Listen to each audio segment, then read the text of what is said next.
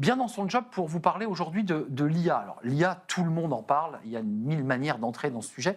Il y a un sujet qui est très intéressant, c'est la manière dont on l'utilise en se cachant ou en l'assumant d'ailleurs sur son lieu de travail. On en parle avec vous, cher Eric Gras, directeur de l'expertise emploi chez Indeed, avec sous le bras cette étude du MIT, du Massachusetts Institute of Technology, qui est sortie il y a quelques mois, qui justement s'est intéressée à ce sujet. Qu'est-ce qui ressort? C'est-à-dire que les salariés se planquent pour utiliser ChatGPT. Est-ce qu'il y a de ça?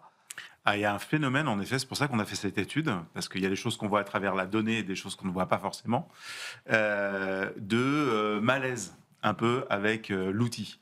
On a la même chose chez nos ados, les étudiants qui ont du mal à assumer, chez les profs aussi, hein, qui ont du mal à assumer, parce que c'est nouveau, en fait. Et donc, c'est souvent une forme d'aveu de faiblesse en disant, Exact. si j'ai utilisé cet outil, en gros, ça va dénaturer mon travail, ça va le dévaloriser. Alors que pas du tout.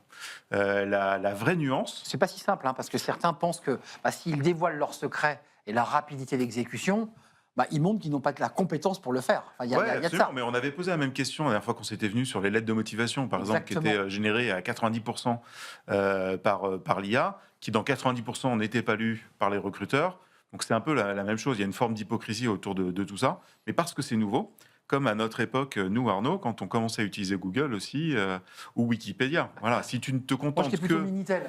Ouais, bon, ok, mais il y avait la même chose avec le Minitel. Exactement. Mais si tu te contentes de reprendre ce que te donne ChatGPT, Claude ou les autres, comme à une autre époque, les résultats de Google ou de Wikipédia, sans analyse et sans aller plus loin, oui, là, c'est problématique. Alors, concrètement, est-ce que petit à petit, on assume, on commence à assumer, ou est-ce que la France, parce que là, c'est une étude qui nous arrive aux États-Unis, est-ce que les Français restent encore un peu en recul par rapport à ce sujet-là? Parce qu'après tout, on peut assumer en disant, ce document, cette étude, je l'ai faite avec Chat.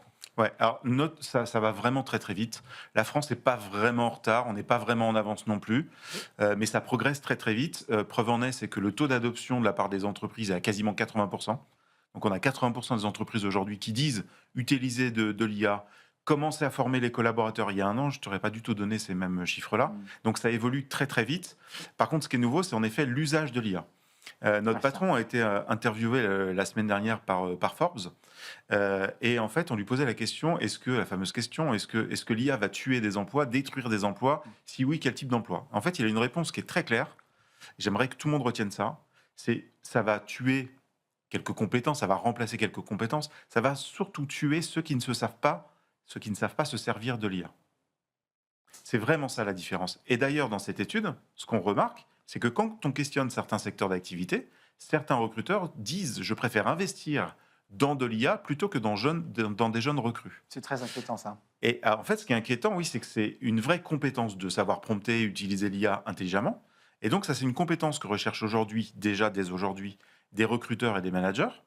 Preuve en est, c'est que 67% des actifs en France aujourd'hui utilisent l'IA, Hmm. de façon avouée ou non avouée. Donc c'est quasiment 7 actifs sur 10, ce qui est beaucoup. Oui. 0,3% des offres seulement mentionnent une compétence IA. Donc on a même du mal aujourd'hui en tant que manager ou recruteur à dire, au-delà de maîtriser le pack Excel, PowerPoint, Word, etc., est-ce que tu sais prompter? Est-ce que tu es à l'aise? Est-ce que tu es curieux avec ces outils-là? Donc, il y a aussi une pudeur de le mettre sur les annonces en Oui, disant... parce que c'est nouveau et Ouais. en fait on n'assume même pas ça parce que c'est pas encore structuré réellement dans toutes les entreprises. Sur l'utilisation, quand même, c'est assez intéressant. Rédiger des textes à 37% Oui, dans l'étude. oui, Étudier, donc ça ouais, c'est quand même intéressant, c'est-à-dire c'est la puissance de l'outil qui se ouais, met à notre service, donc ça nous augmente, c'est le ouais, fameux mot.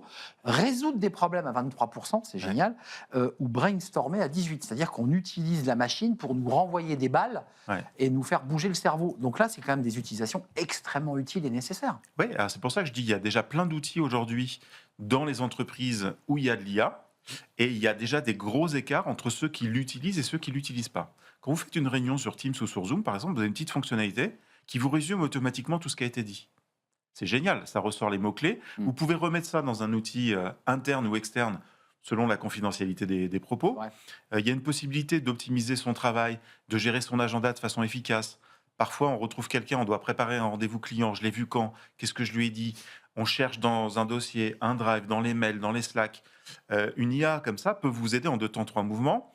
Et il est prouvé aujourd'hui qu'on peut gagner entre une demi-heure et 1 heure par jour Ça, c'est vrai. de temps et donc de productivité et d'efficacité. Ouais, retrouver le dossier au bon endroit en Ouais. moins de 10 secondes pour avoir le cheminement, pour retrouver la pièce, c'est redoutable. En tout cas, c'est un sujet qui avance. Je retiens évidemment que ceux qui resteront sur le bord du chemin, c'est ceux qui ne sauront pas utiliser l'outil. Merci Eric Gras d'être venu nous rendre visite. C'est toujours un plaisir, directeur de l'expertise emploi chez Indeed, avec cette étude à découvrir, étude dont l'origine est le MIT, le Massachusetts Institute of Technology. Merci de nous avoir rendu visite. On tourne une page. On s'intéresse, tiens, alors ça va intéresser Indeed, au biais de recrutement.